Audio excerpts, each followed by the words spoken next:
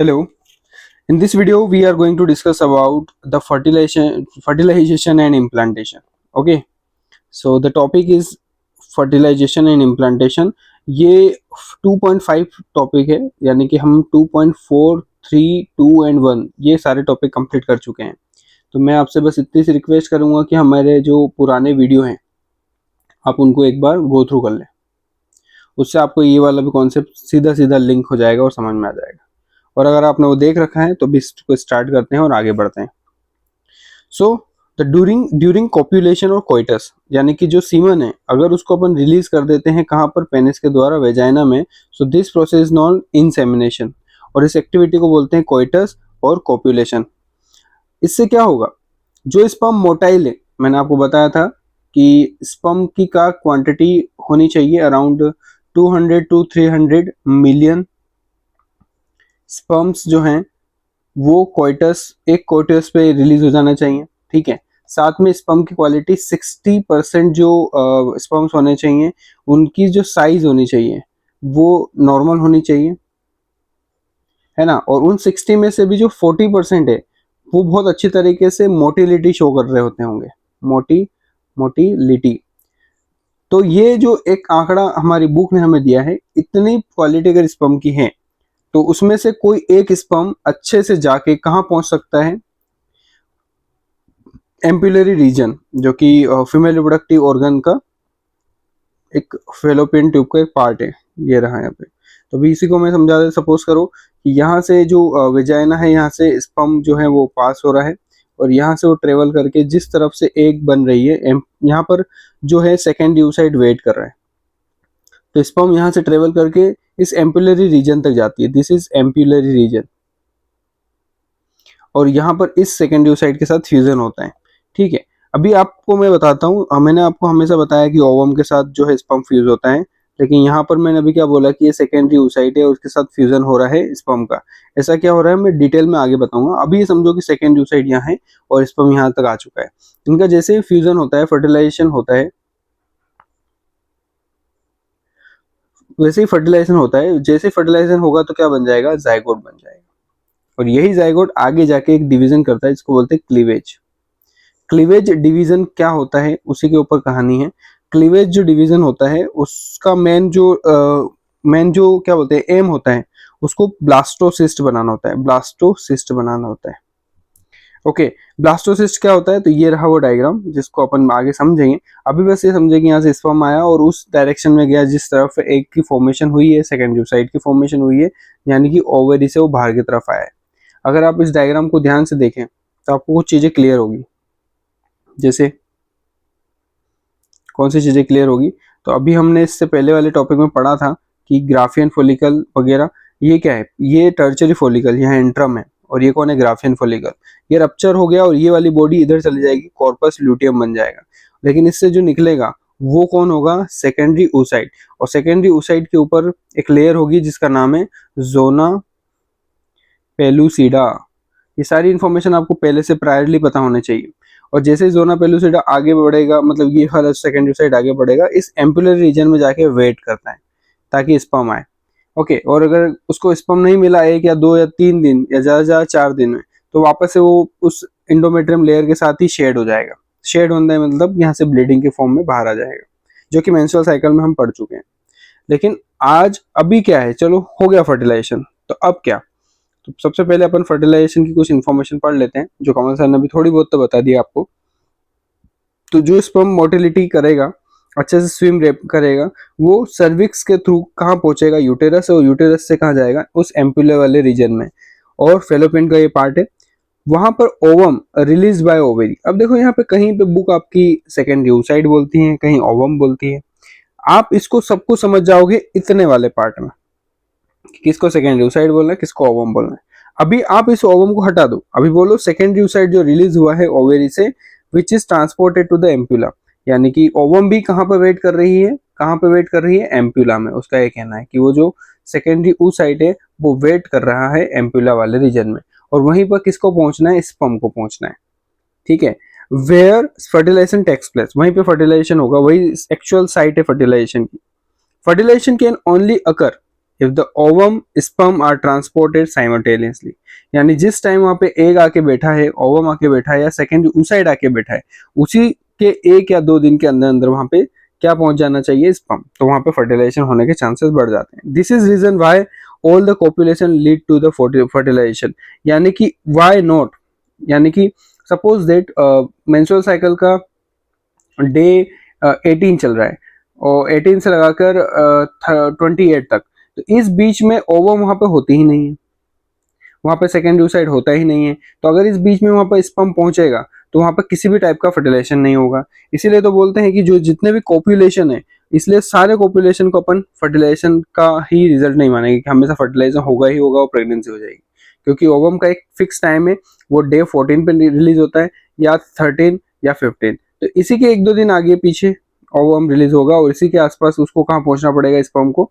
वहां पर impeller reason तक पहुंचना पड़ेगा, तभी फर्टिलाइजेशन होगा, अदरवाइज भूल जाओ। ओके, सो मैं इसको हटा देता हूं, काम की बात। The process of fusion of sperm with the ovum is called fertilisation. Okay, now first thing is that we have to remember what is क्या बोल रहा था मैं आपको कि जो यहाँ पर वापस इसने क्या लिख दिया है, ओवम लिख दिया है, तो इसको अपन क्लियर करते हैं। क्या लिखा है यहाँ पे इन्होंने, ओवम, तो ओवम क्यों लिखा है इन्होंने, जबकि ये क्या है, ये तो सेकेंडरी oocyte है विच इज कॉल्ड फर्टिलाइजेशन। तो इस लाइन को अपन थोड़ा सा यहाँ समझते हैं, कहाँ समझते हैं, यहाँ पर, कहाँ गया कहाँ गया कहाँ गया, चलो। During the fertilisation a sperm comes in contact with the zona pellucida. तो ये जो आप देख रहे हो डायग्राम, इसके अंदर ये जो अवेलेबल है, ये कौन है, सेकेंडरी oocyte है। ओवम को अभी 2 मिनट छोड़ो, अभी आ जाएगा समझ में। बहुत सारे स्पर्म आए, देखो एक स्पर्म यहाँ है, एक स्पर्म यहाँ है, एक स्पर्म यहाँ है, तो ये स्पर्म आके क्या कर रहे हैं, इसको फर्टिलाइज करना चाह रहे हैं। अब एक स्पर्म ही इसमें अंदर जा सकते हैं, तो ये कौन सी लेयर है, जोना पेलुसिडम, जिसके कांटेक्ट में ये वाला स्पर्म आया है।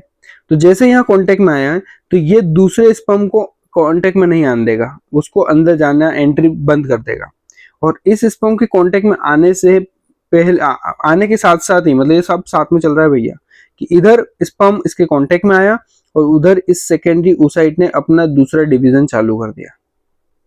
इसका एक मियोसिस सेकेंड डिवीजन रुका हुआ था, तो सेकेंडरी oocyte अपना सेकेंड डिवीजन चालू करेगा और एक सेकेंडरी पोलर बॉडी बनाएगा और अपने आप को बदल देगा ओवम के अंदर।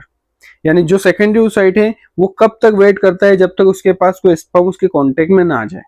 जैसे ही वो कांटेक्ट में आया जोना पेलुसिडा लेयर से, पेलुसिडा लेयर से, तभी वो क्या कर देगा, मियोसिस सेकेंड चालू कर देगा।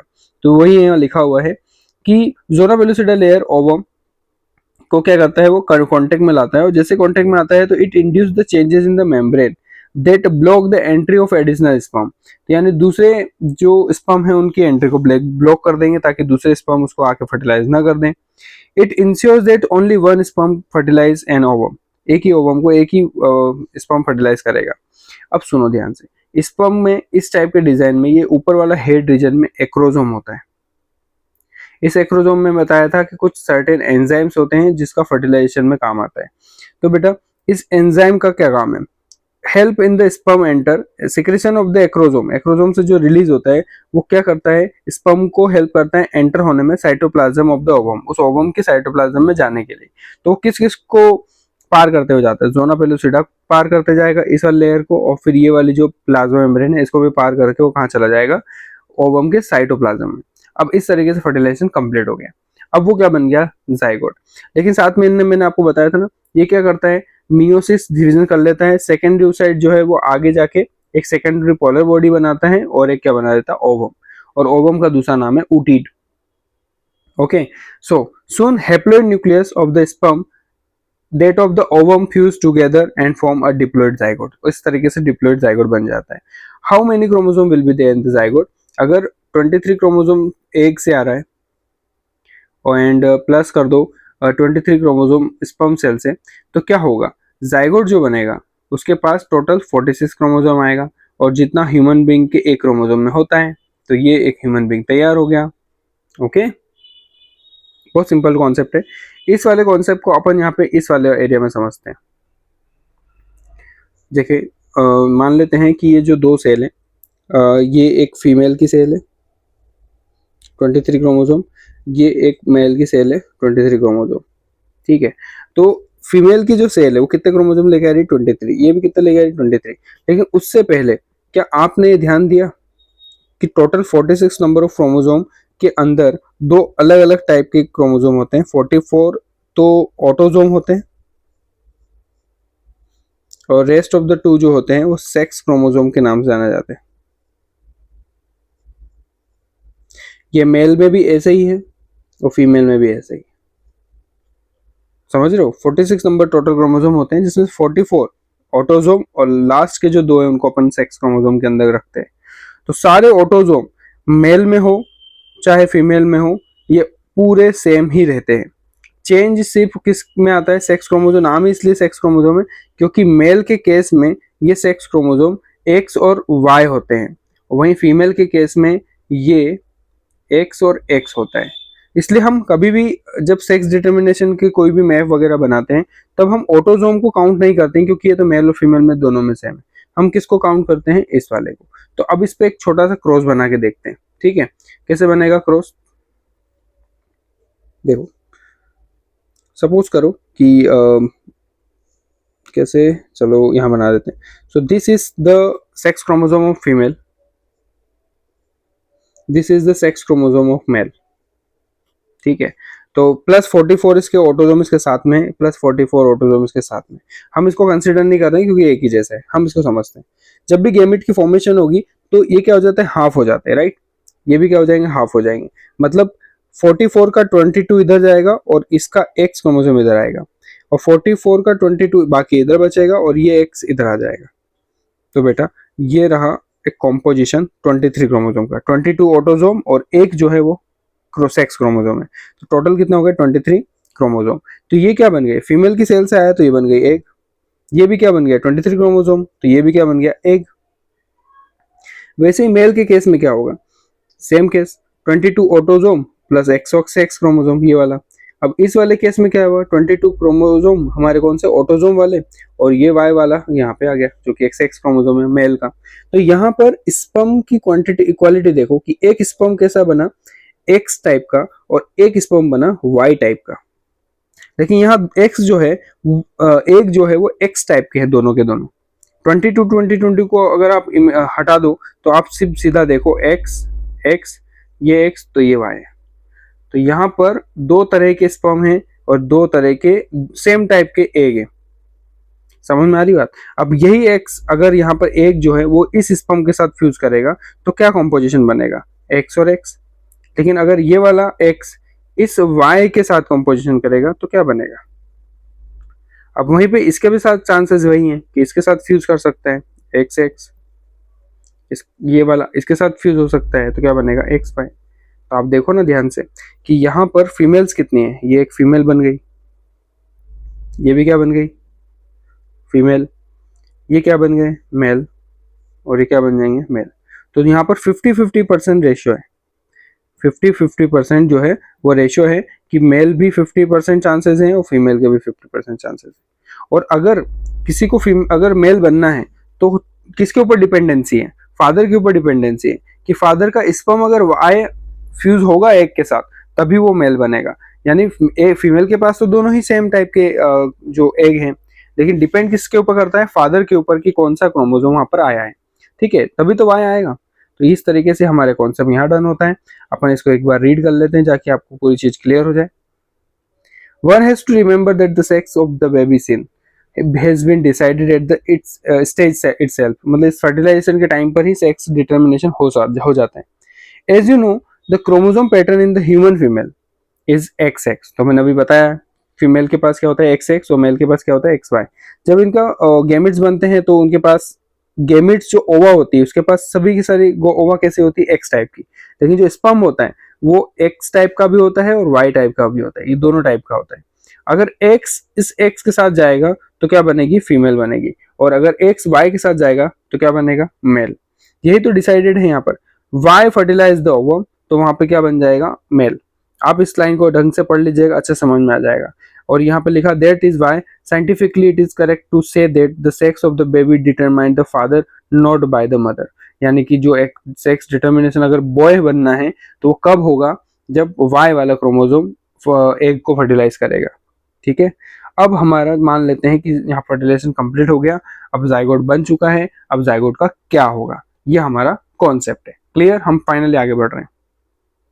ओके, क्या हुआ यहाँ पे, मैंने अभी आपको कुछ चीजें समझाई जो कि आपको यहाँ पे थोड़ी क्लियर हुई होगी कि ये टर्चरी फॉलिकल है, ये ग्राफिन फॉलिकल है, यहाँ से रिलीज हुआ तो ये सेकेंडरी oocyte है, ये यहाँ सेकेंडरी oocyte, यहाँ पे वेट चल रहा था इसका, और जैसे इसको स्पर्म मिला तो अभी मैंने बताया कि जोना पेलोसिडा और प्लाज्मा मेम्ब्रेन को जब वो एक स्पर्म उसको क्रॉस करके जाता है, ठीक है, इतने टाइम के अंदर ही सेकेंडरी oocyte अपने आप को डिवाइड करके ओवम बन जाता है। यानी ये फाइनली अब क्या बन गया, ओवम, और ओवम फर्टिलाइज हो गया एक स्पर्म के साथ, तो ये एक स्पर्म इसके अंदर एंटर कर गया। दिख रहा है ना अच्छे से, मैंने यहाँ गोला लगा दिया, अब देखो ध्यान से, ये स्पर्म यहाँ आ गया है यहाँ पे, और ये फीमेल का एग सेल है।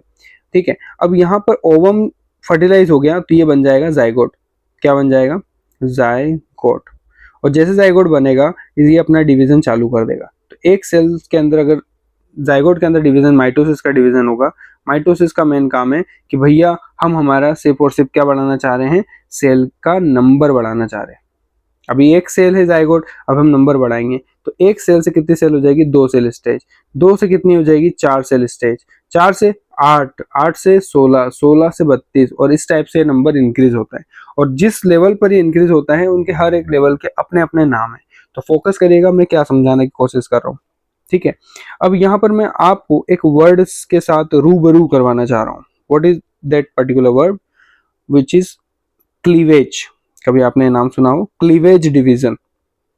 मैंने इसकी स्पेशल डेफिनेशन अलग से मैंने यहाँ पे मेंशन की है, आप देखो ध्यान से, जो समझ जाएगा मजा आ जाएगा। Cleavage involves a series of quick mitotic division. Cleavage का काम है सिर्फ और सिर्फ डिवीजन करना, वो भी माइटोसिस वाला डिवीजन करना, जो जाइगोट में होता है। और फर्टिलाइज्ड एग जो है उसको जाइगोट बोलते हैं, और वो डिवाइड करता है, मल्टीपल सेल्स बनाता है। उसका बस यही काम है कि बस मुझे सेल बनाना, मुझे किसी से कोई परवाह नहीं, मैं कोई मूवमेंट शो नहीं करूंगा, जो सेल है बस डिवाइड करूंगा। लेकिन एक चीज और आपको ध्यान रखने की वाली बात है, ये क्या करता है, डिवीजन तो करता है but without increasing in overall size. अगर कोई सेल इस साइज की है, ये मान लेते जाइगोट बन गया, तो बेटा इसी साइज में ये 2 सेल बना देगा, ये एक सेल से 2 सेल बन गई, फिर ये इसी साइज में यहाँ पर 4 सेल बना देगा, यानी यहाँ पे फिर 8 सेल बना देगा। इस सेल की जो साइज है वो इतनी ही रहेगी, सेल की ग्रोथ यहाँ नहीं देखी जाती, यानी जितनी सेल्स बनेगी वो बहुत छोटी होती जाएगी और सेल का नंबर बढ़ता जाएगा। ठीक है, it is non edge cleavage. तो आप उसके लिए मैंने आपके लिए डायग्राम भी दे रखा है, देखो ये जितना सेल का साइज है उतना ही सेल का साइज यहाँ पर है।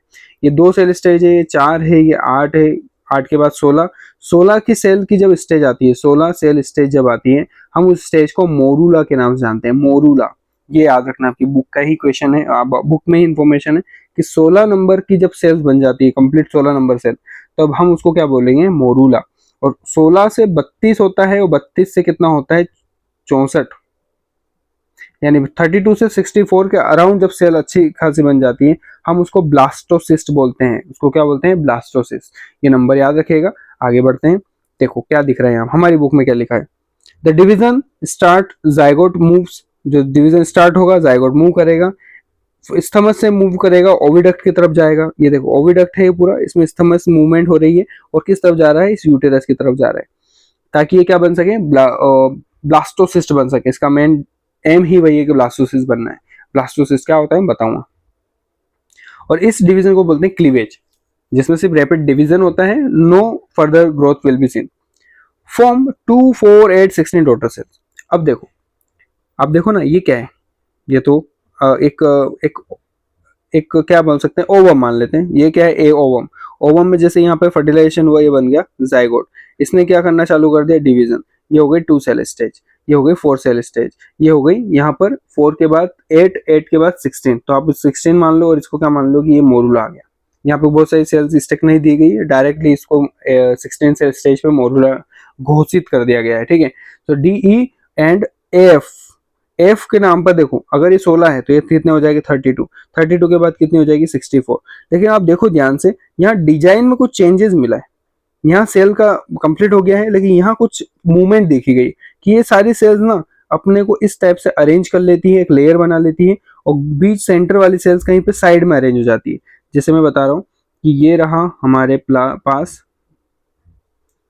एक ऐसी स्टेज सेल की जो कितनी हो गई है, अराउंड 64। तो 64 होने के बाद इसमें क्या दिखता है, सेल की मूवमेंट दिखती है। क्या दिखती है, सेल की मूवमेंट। और ये सेल कैसे अरेंज हो जाती है, ऐसे एक सर्कल बना लेती है इस टाइप से, और अच्छे से सर्कल बनाएगी, कोई दिक्कत नहीं, ये बन गई। और सेंटर वाली सेल किसी एक पर्टिकुलर एरिया में जाके ऐसे इकट्ठा हो जाएगी।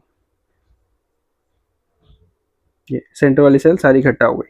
तो आपको ये जो स्ट्रक्चर दिखेगा, इस स्ट्रक्चर को हम क्या नाम देंगे, इसको नाम देंगे ब्लास्टुला। और जैसे ब्लास्टुला बन जाता है, क्लीवेज ओवर हो जाता है। क्लीवेज का मेन काम क्या है, एक रैपिड डिवीजन देना ताकि सेल की ग्रो नंबर बढ़ सके, और जो है साइज वैसा ही रहेगा। तो जितना जाइगोट का साइज था उतना ही ऑलमोस्ट ब्लास्टुला का साइज होता है। ब्लास्टुला, सॉरी क्या बोलता हूँ मैं, ब्लास्टोसिस्ट बोल रहा हूँ, ब्लास्टोसिस्ट याद रखना, ब्लास्टोसिस्ट बना देता है। तो this is the blastocyst. Okay, अब ब्लास्टोसिस्ट बन के क्या होता है, वो इम्प्लांट होता है। इम्प्लांट मतलब मान लेते हैं ये कोई बीज है जो एक सॉइल के अंदर जा रहा है, तो जब सीड अंदर जाएगा तभी तो वो ग्रो करेगा। तो ये इस इंडोमेट्रियम के क्या करती है, इसको न्यूट्रिशन प्रोवाइड करवाती है ताकि इसका सेल का साइज बढ़ सके। ये जितनी भी साइज है, सबकी साइज बढ़ेगा तो धीरे धीरे ये पूरा का पूरा यूटेरस कवर कर लेगा। क्लियर है यहाँ पे। अब इस डायग्राम को देखो ध्यान से। अब मैं यहाँ पे कुछ डिटेल आप ऐड करूंगा। अभी तक मैं आपको क्या बोल रहा था कि जैसे ही यहाँ पर जाइगोट बनता है और डिवीजन हो जाता है जाइगोट बनने के बाद, तब हम इन सेल्स को सेल नहीं बोलते हैं, ये इसके डॉटर सेल्स, राइट। जैसे ही सेल डिवाइड करेगा डॉटर सेल्स बनेगा, लेकिन हम इनका एक नाम रखेंगे, वो रखेंगे ब्लास्टोमियर। जितने भी सेल्स आएंगे, जैसे यहाँ 2 है तो यहाँ 8 हो गई, यहाँ 4 हो गई, जो भी इतनी होगी, कितने सारी सेल है, इन सभी सेल्स को हम ब्लास्टोमियर्स बोलेंगे।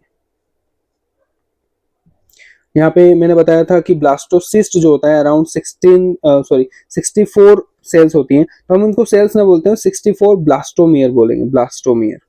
इस वाले वर्ड को करेक्ट करना है बस तुम्हें, ठीक है। इसलिए यहाँ पे लिखा हुआ है जितने भी डॉटर सेल्स होती हैं उनको ब्लास्टोमियर बोलते हैं। The embryo 8 to 16 blastomere is also called morula. Morula continue to divide and transform into the blastocyst. और ब्लास्टोसिस्ट की क्या क्वालिटी है कि अब मैंने जो आपके सामने एक डायग्राम बनाया था कुछ इस टाइप का, कहाँ बनाया था कमल सर ने, ये वाला दिख रहा है, ये वाला डायग्राम। इसको थोड़ा और अच्छे समझने की जरूरत है हमें। ये जो लेयर है, इस लेयर को सेपरेट कर लेते हैं, ये रही वो लेयर, और ये रही इनर सेल मास, ठीक है। और ये वाला पार्ट जो है वो क्या है, एक बाहर की आउटर लेयर बन गई, ठीक है। मैं इसी को थोड़ा से क्या कर रहा हूँ, इनेगुरेट कर रहा हूँ, क्या बोलते हैं वो, अच्छा सा इसको प्रिपेयर कर रहा हूँ मैं आपके लिए। और इसको मान लेते हैं कि ये सारी सेल्स यहाँ एक साइड में इकट्ठा हो गई, ठीक है। और ये वाला रीजन खाली बच गया। तो इसका नाम क्या है, इसका नाम है ब्लास्टोसिस्ट। क्या नाम है, ब्लास्टोसिस्ट। लेकिन इस ब्लास्टोसिस्ट में इन सभी के पार्ट का कुछ नाम है, स्पेसिफिक नेम है, तो मैं आपको उसके बारे में बताता हूँ, ध्यान से सुनिएगा, लर्न करना है इसको। This outer layer is known as trophoblast. Trophoblast, इसका याद रखना, बहुत इंपॉर्टेंट है, ट्रोफोब्लास्ट। ये कौन है, इनर सेल मास। और ये जो खाली स्पेस है इसका नाम है ब्लास्टोसिल।